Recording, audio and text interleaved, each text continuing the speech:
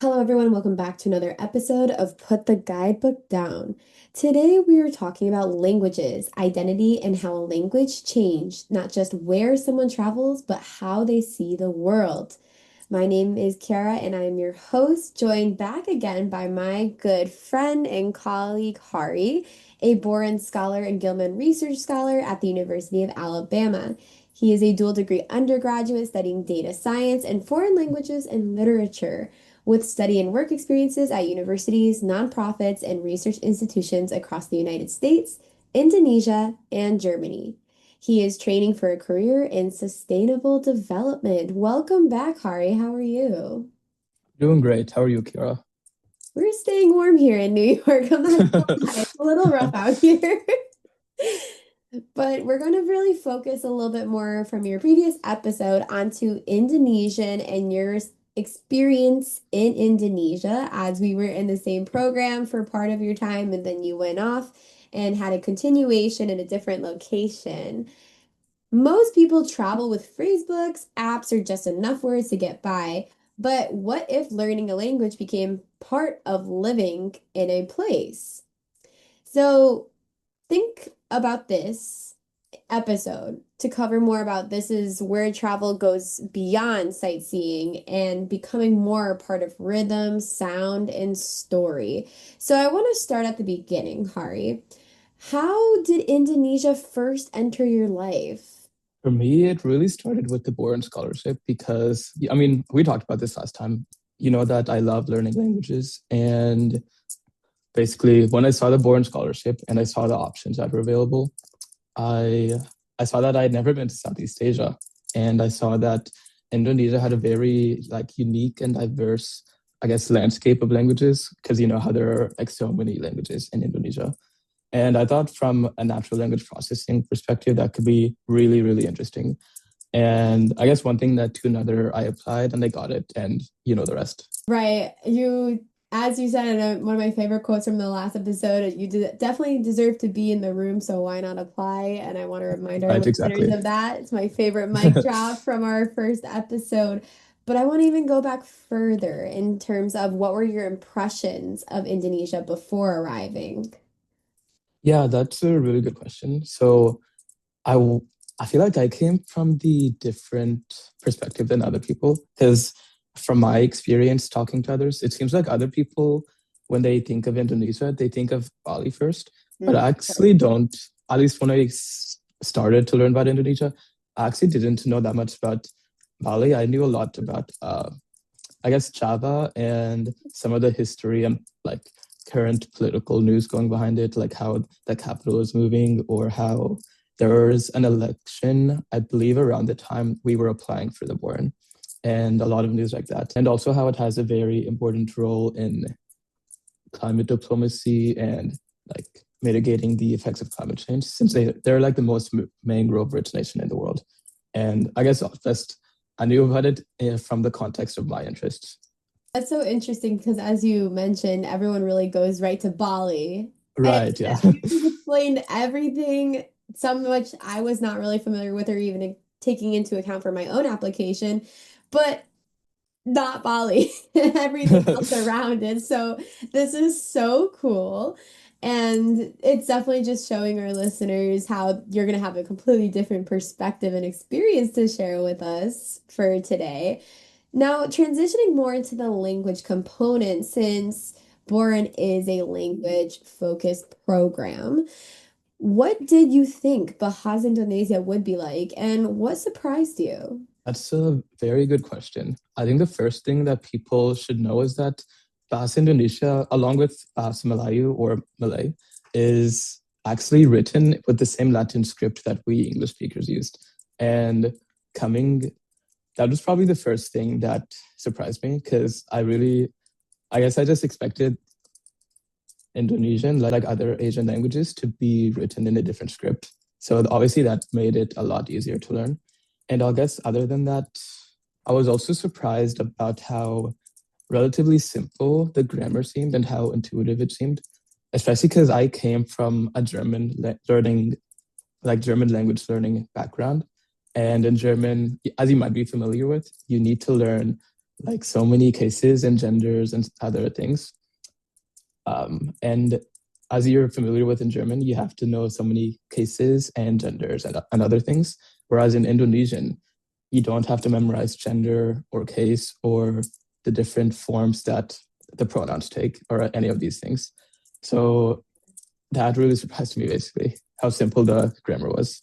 Yeah, I think that just from a linguistics perspective as well, that's one of the reasons why Bahasa Indonesia is one of my favorite languages to I've learned because the grammar is just so straightforward and we all have experienced the massive uptake it takes to learn different cases when learning new Yeah. languages, especially if you're not familiar with cases to begin with. And it's just so overwhelming and kind of intimidating. So whenever it's actually funny taking that back to why I chose Indonesian, because I had someone ask me this the other day in my class, and my reason was literally because I looked at all the other Southeast Asian languages and I was like 5 minutes into listening on their version of the 101 episodes on YouTube and was like, absolutely not. I can't learn this in the span of a few months.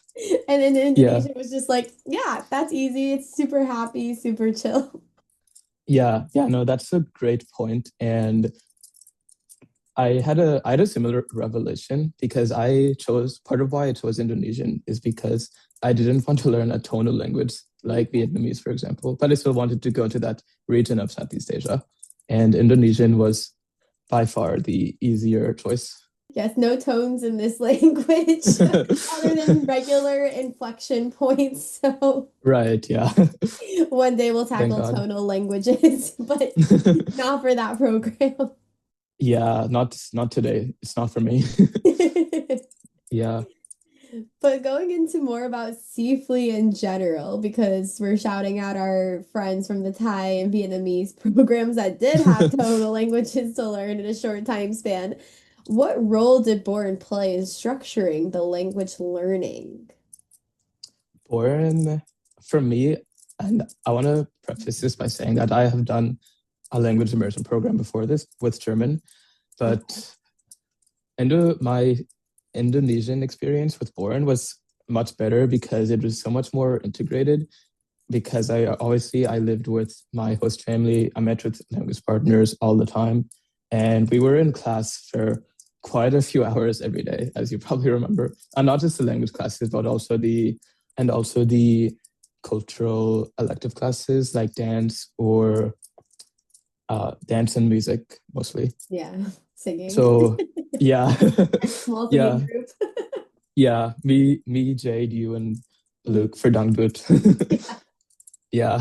So basically, it felt like that one almost like 8 to 5, or if not longer, where we were just focusing on the language every day. And that was extremely, extremely useful Mhm. for just becoming immersed in the language and getting all of the benefits of living there. And how did this differ from the German program that you mentioned? That immersive experience, the structure of language learning. Maybe give our listeners some more insight into that. Yeah, that's a good point. So actually, it is a little misleading. This German immersion program was in the United States, Okay. but it was one recommended by my German professor who told me that this immersion program in the United States would be better than just going to Germany Mm. because many Americans who go to Germany and try to practice their German will just be get responses in English. Okay. Whereas if you go to this immersion program, it's actually Portland State University if anyone wants to look it up. Mhm. If you go to this program, you'll basically live in a German dorm for the summer Hmm. and go to German language classes with German professors at Portland State University for, I want to say, 5 to 8 weeks. And obviously, I still had to speak English, like if I go to the grocery store or something. Right. But that was actually a very good immersion program for being in the United States. What do you mean by a German dorm? Were there only German students in this, or what does that mean? So on our You have the floor, German flags everywhere. They're like not to insert all um, German stereotypes in one dormitory. our floor was like only German language students, basically. Okay. Yeah. And it was also very like tight-knit groups, and we were forced to be tight-knit because of how much time we spent together Hmm. through class and extracurriculars. So we basically only hung out with each other, which made it easier to just only speak in German. Okay. So people were Yeah. actually adhering to trying to speak German 24/7. Yeah, actually. Interesting. Okay. I had some Yeah. questions, but I think that just clarifies most of it as to how strong the program is if the students were actually committed to using the language 24/7. Yeah, our students were, I think if you go into that program, you're probably willing and ready to commit to that language immersion. And the program itself was very good. I actually got my B1 in German, Oh, my wow. B1 certificate because of that program. Wow. And that was after eight Yeah. to 10 weeks? After 5 to 8 weeks, 5 to 8. something like that. Yeah. Okay. That is quite impressive. Wow. Good for you. Yeah. Thank you. But going back to Bahasa Indonesia now, since we're focusing on that for this episode, what were some moments where Bahasa Indonesia as a language really just clicked for you? Just started really making sense? That's a good question. I would say, if I'm being honest, I can't pinpoint one specific moment, but Okay.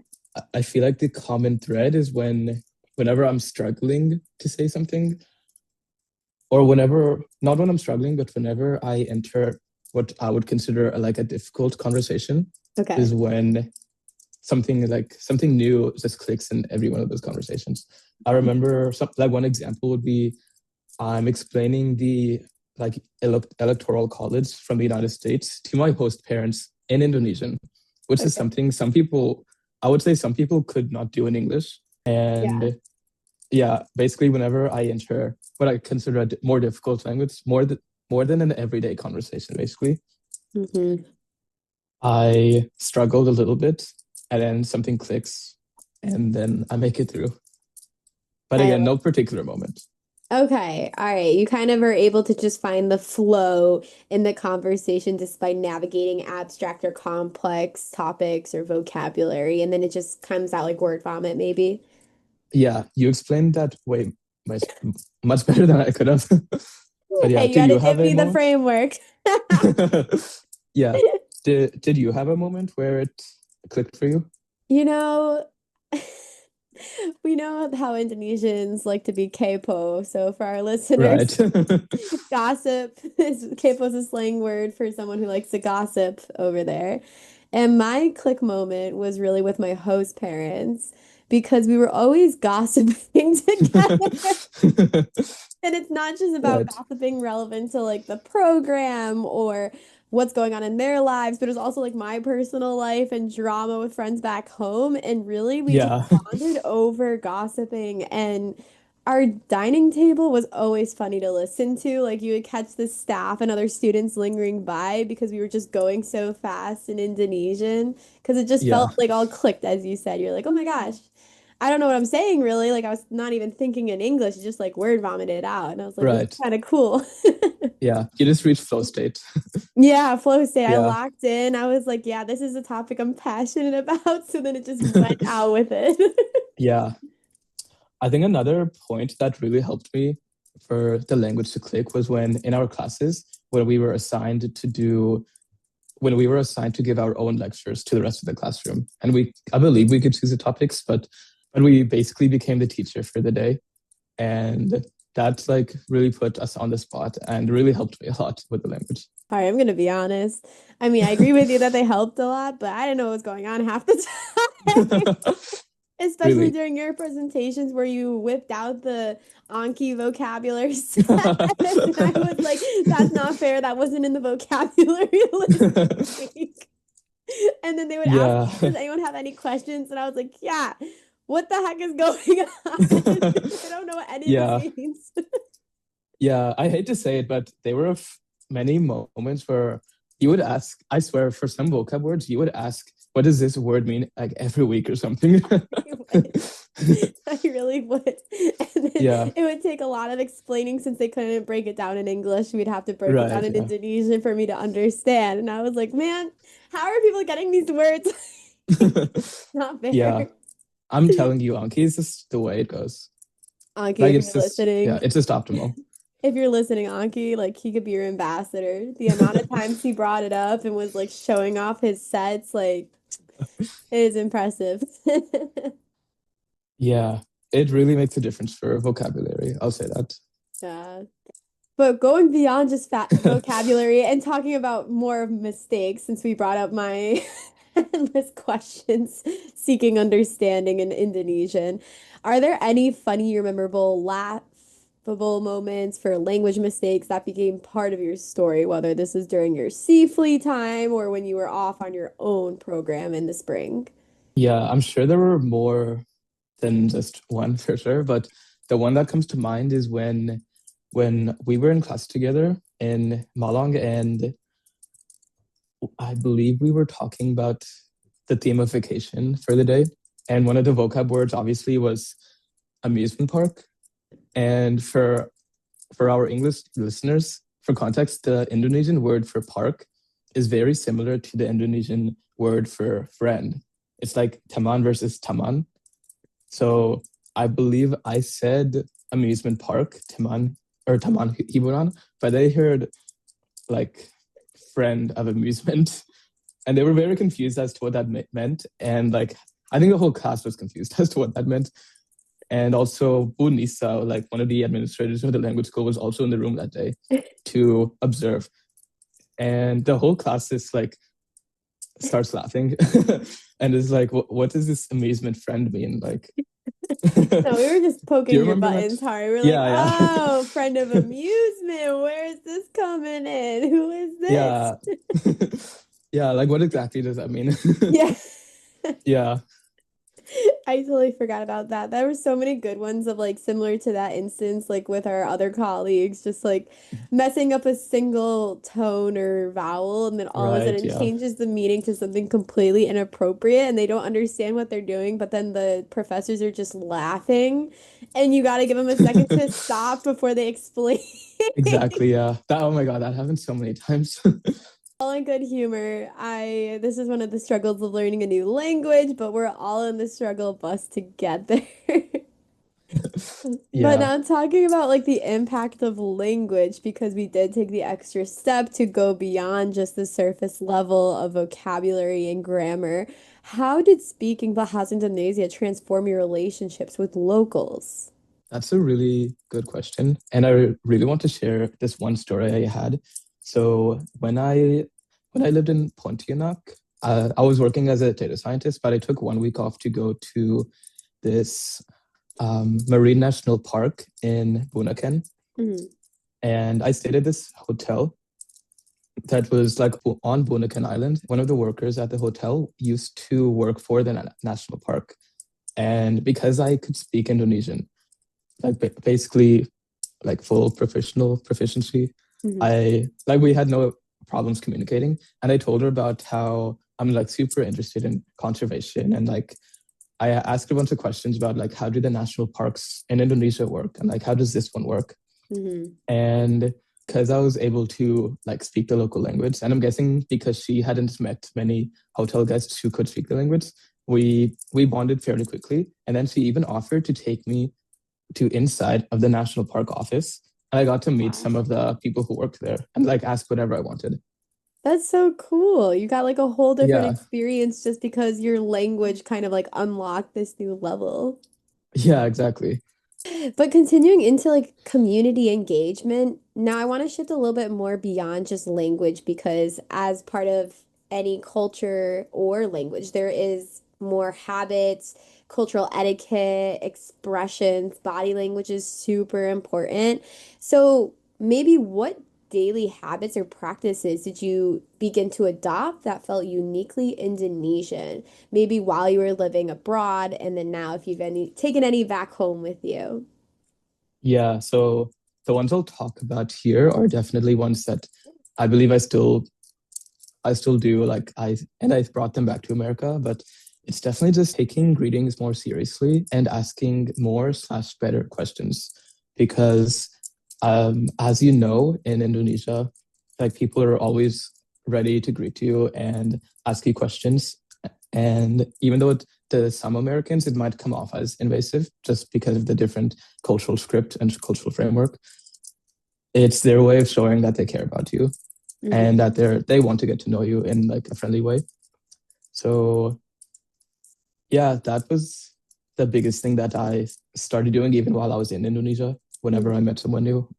And it's something I definitely took back to the United States. Even to this day, I'll still have people tell me like, "Oh wow, you ask really interesting questions." Like I never would have thought to ask that. And I'm not really sure what the difference is, but I think it comes from me living in Indonesia. Hmm. I like that. I think it's a really good point, and I think I have an idea as to why they ask that of you because I felt it myself when I came back, really, in terms of how fast-paced and impersonal American culture can tend to be on the surface level. And I was talking to an expat the other day that this was one of the larger culture shocks that they experienced is people saying like, "Hi, how are you?" But they actually don't have any intention of knowing how you are. They just say Right, that yeah. as like hello and keep walking. So Yeah, exactly. not taking the time to pause and actually answer or listen. And by the time the person receiving that is already beginning to talk, the person's out the door down the street. So Yeah. I think it's a reflection of American culture and maybe how fast-paced we are focused on getting to the next place, A to B, where we're starting to stay on that surface level of interactions. And when we actually take the time to go deeper with people, people sometimes get uncomfortable or they don't know how to react because they never actually had to stop and think, well, Yeah. how am I doing? Yeah, yeah, no, those are all really good points. And that's probably how my American friends are feeling right now. But yeah, They're probably like, he's a really good listener now. I don't know what happened over there, but he locks in yeah, every conversation. but definitely like how do I interact with others and how do I show up in my conversations with others, you know? I love that. Just how you move through the Yeah. space, going with more intention and purpose is it's a good one to Yeah. take back. Now, speaking of taking things back and applying it to now where you are today, we have to talk about career and your professional path as we're getting closer to the end of the episode. Did Indonesia change what you wanted to study, research, or pursue career-wise? And if so, how? After I completed my data science internship in at Planet Indonesia in West Kalimantan, I I thought that I was very interested in a career in conservation. Mm, And honestly, to this day, I kind of go back and forth because right after Indonesia, I did do like environmental economics research in Germany. mm, And now I'm kind of back and forth, like, oh, do I want to like be more in the field and do all this really cool field work mm, and like really do the conservation stuff, or do I want to be in a research lab and analyze this important energy data and stuff like that and inform create research that informs policy, both of which I think are important. I'm not trying to like I'm not trying to say one is bad or mm, one is good. Like both are really important and both are really fun, but um it definitely opened my eyes to what a conservation career looks like, mm. especially because when I worked at Planet in Indonesia, I didn't just do like the data science work. I also did field work and I went to villages along the Wow. Kapuas River. So yeah, I guess my answer would be that it opened my eyes to the conservation career, but I wouldn't say I it made me commit or anything. Mm. Just Yeah. making you aware of more possibilities out there. Yeah. Yeah. Yeah. And it also did make me want to come back to Indonesia in the future. And even to this day, like for example, the last project that I proposed to my PI at my university, which he ended up approving, has to do with conservation and conflict in Indonesia. So Wow. even to this day, like I still want to do research about Indonesia, and Mm. hopefully I can go back and do cool work there Yeah. because I think the whole marine conservation landscape there is very interesting and very important because, like I said, they have the most mangroves in the world. Hmm. Yeah, Yeah, for sure. I mean, because I've talked to you about your research, and I'm always curious what yeah, pathway you're on now for what you want to do after. Because there's just so many options out there. And I feel just at least from my personal background experience, I never even thought about conservation or what that would even look like as a career. So watching you go through the research side of your Boren and then now even submitting this new proposal is super cool and fascinating to me because it makes sense. Like Indonesia's huge, so many beautiful natural resources, and I feel that right, as a yeah, society, at least from the American side, we don't talk much about that part of Indonesia. We still just focus on Bali, Bali, yeah, Bali. yeah. That's totally true. Well, we're coming to the end of our episode, Hari. Is there any final words of advice that you'd like to leave with our listeners today before we close out? I would just say, I guess, repeat what I said last time. If you're interested in study abroad, apply, apply, apply, apply, and don't let the imposter syndrome get to you. If you're in the if you're in the room, you deserve to be there. And also, I would say if you're interested in learning an Asian language, definitely consider Bahasa Indonesia. It is, compared to other Asian languages, much easier from an English speaking background, and it it opens you up to like so many cool opportunities in Indonesia and in Southeast Asia in general. Yeah, so true. And needless to say, it's also one of the happier languages as a linguist that I have studied. Even some of the meaner True. phrases translate to a happier word by word translation. And you're like, wow, is that really an Yeah. insult at the end of the day? I don't know. Yeah, true. Like in Indonesian, how instead of saying mean, you can't say mean, but people will also just say less than nice, like kurang Yeah. baik. Yeah. Yeah. It's just so positive. Yeah, my favorite, speaking of like taking back habits, it's instead of saying like no, saying like not yet, the loom. I just Yeah. always say that now, and people have commented, they're like, that's so positive. And I'm like, I think we have a lot to learn from Bahasa Indonesia. Yeah, that's true. I definitely have taken a lot of bloom or not yet and like another time to my English speaking today. Yeah. Oh, making me miss Indonesia, Hari. Have to go back. Yeah, that's a good point. We definitely need to go back one day. Semoga. Amazing. Well, I want to thank you so much for coming on for another episode, Hari. This was really informative, at least to me, in terms of learning about your career life path and really the power of language and how it really opens up new opportunities, experiences, connections. I always give a shout out to Culture and Travel for following that same kind of meaning and telling people to take an extra little piece of research or effort to go deeper with their experience rather than staying at the surface level and maybe on a fixed travel influencer recommended itinerary. Hari's journey reminds us that travel can be more than snapshots and checklists. When you learn how to speak with people, not just about places, you start to live inside them. Travel becomes reciprocity instead of consumption. Language isn't perfect, but attention always matters. So I'd like to encourage our listeners to respond with what's one phrase in another language that changed the way you see a place. Be sure to follow Hari on Instagram and check out his LinkedIn to stay up to date with his latest research. And of course, follow along Cultura Travels and Put the Guidebook Down's journeys on YouTube and Substack to subscribe for more episodes. Thank you so much, everyone. Bye. Bye.